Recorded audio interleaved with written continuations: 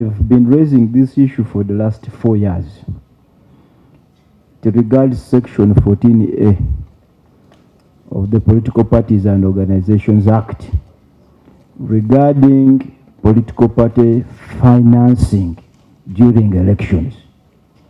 Mr. Chairman, the law says in the election year, money is distributed equally to political parties.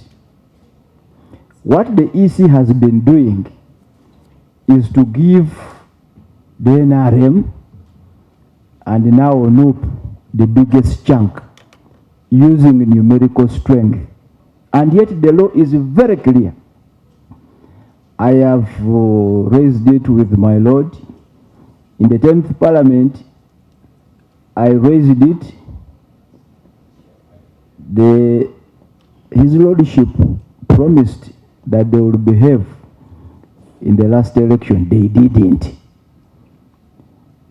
I want to find out, my Lord, whether this time round you are prepared to follow the letter and the spirit of the law. Now that we are in an election year, and I want to see how it is reflected in your budget, and that was a specific amendment to the law that we made here. The political parties and organizations, we specifically made an amendment on political party funding in the election year. These other years, it's okay. The distribution is on the basis of numerical strength. Yes, I've been receiving. Okay. Yes, yes, I've been receiving. The party has been receiving.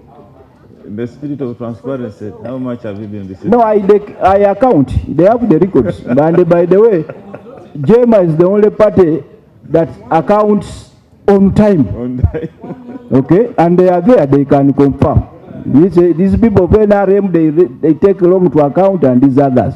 In Jeema, we account on time, and they know, and they are here. So, my Lord, I want to find out whether this time round, and if you don't do so, I may be compelled to take you to court, because that's what the law says. So this is election year. I hope that this time round you will behave as you have promised before. I thank you, Mr. Chairman.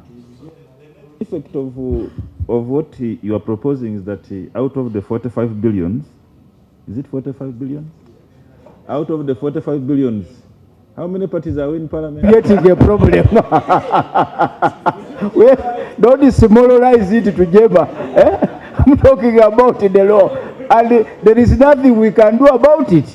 Yes. So, my Lord, I am looking at you with a keen eye this time around. I thank you, Mr. Chairman. Thank you. Honorable Sijan, take it up from there. If Jeema succeeds on that, I am crossing to Jeema. Honorable Chair, I want to draw my Lord's attention to page 21, and that's Appendix X, Table 5. We will read that together with 6.0 F on page 30. Table 5 lists underfunded and unfunded priorities. Of course, on the list we can't tell what is underfunded and what is unfunded. I have seen through your submission that items which have not been funded prior, such as the construction of the headquarters in Lubowa, you've not executed.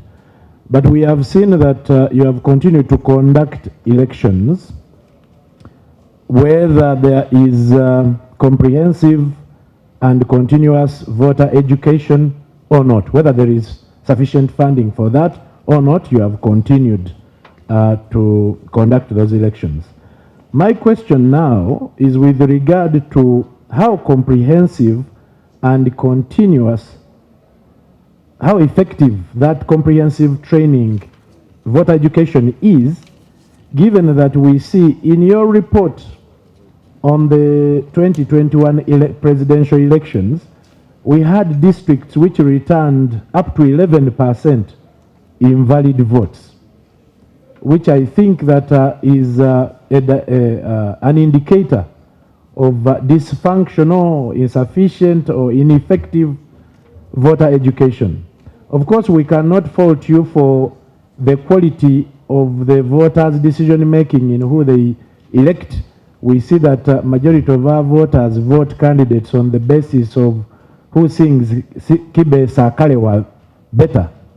But with now these indicators of invalid votes, you know, having 11% of invalid votes returned, of course some districts returned 0 point something, 1%, but we have 8, 9, 11%. My lord, this I think is quite glaring, quite unfortunate. So I wonder why you continue to conduct elections even where voter education is either underfunded or unfunded. I was not able to draw a distinction because Table 5 does not show exactly what is unfunded. My opinion would be that if an item is unfunded, then it shouldn't be carried out. And if it is necessary for conducting a free and fair election and it hasn't been done, then the election shouldn't happen. I submit. Thank you. Joan. Mine is a little bit of frustration. Mr. Chairman, I don't want this meeting to turn out to be an ordinary ritual.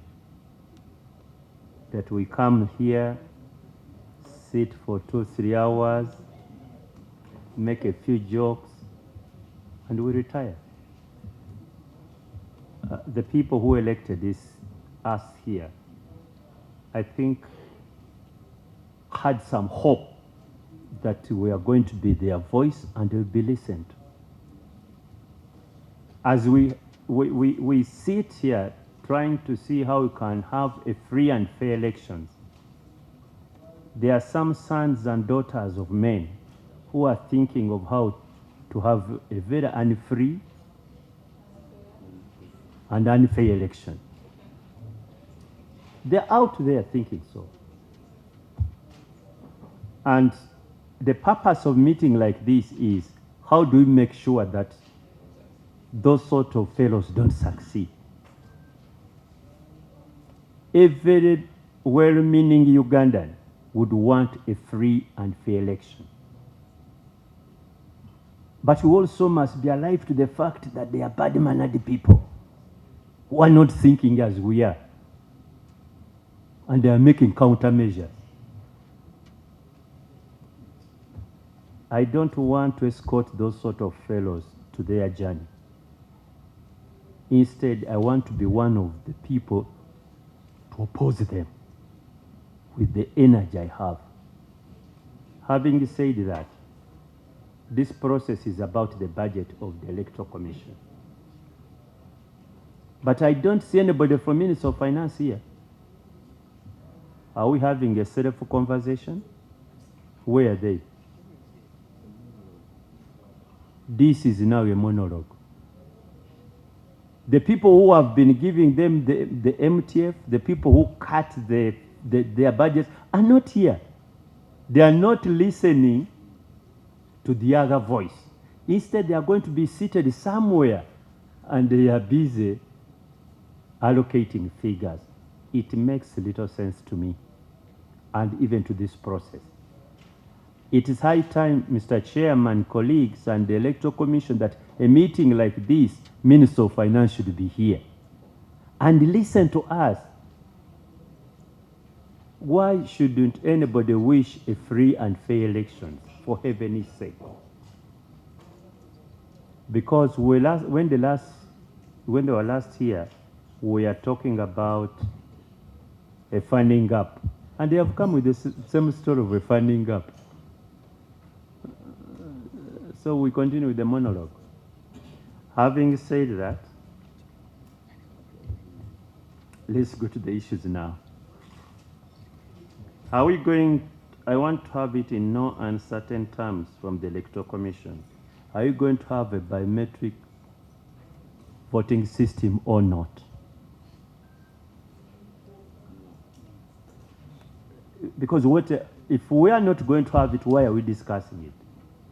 Are we wasting time? And if you are proceeding on the basis of the biometric electoral or voting system, you can't start talking of U-boss tablets. You can't. To use your very words, because that's what the Constitution commands you, a free and fair election. Not so. Let us see where these people use these tablets. Did we have, to use your words, a free and fair census with results which we have faith in? Do we?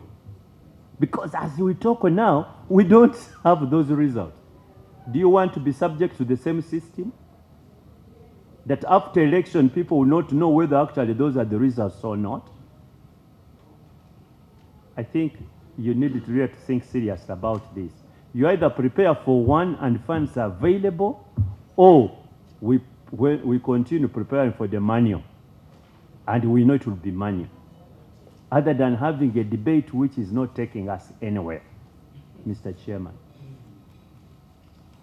Because I can't understand.